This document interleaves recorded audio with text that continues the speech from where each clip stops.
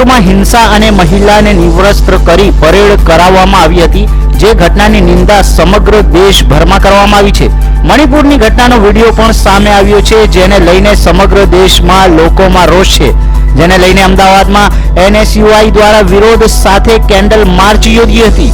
Gujarat NSUI દ્વારા Gujarat યુનિવર્સિટીથી Ahmedabad university સુધી rally યોજવામાં આવી હતી। હાથમાં બેનર લઈને રેલી કાઢવામાં આવી હતી। NSUI ના કાર્યકરોએ સૂત્રોચ્ચાર પણ કર્યા હતા।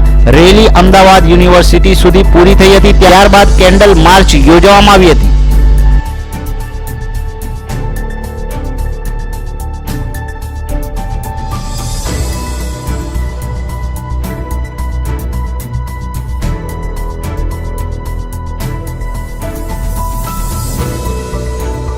રાજ્યમાં હાલ ચાલી રહેલા વાહન ચેકિંગના મુહિમ અંતર્ગત પાલનપુર ખાતે સવારે બનાસ ગોળાઈ સર્કલ પાસે પોલીસ સ્ટાફ દ્વારા કાળા કાચ, helmet, PUC, licence, insurance paper અને વાહન ગતિ જેવી બાબતો ઉપર ધ્યાન રાખીને સખત ચેકિંગ હાથ ધરવામાં આવી હતી।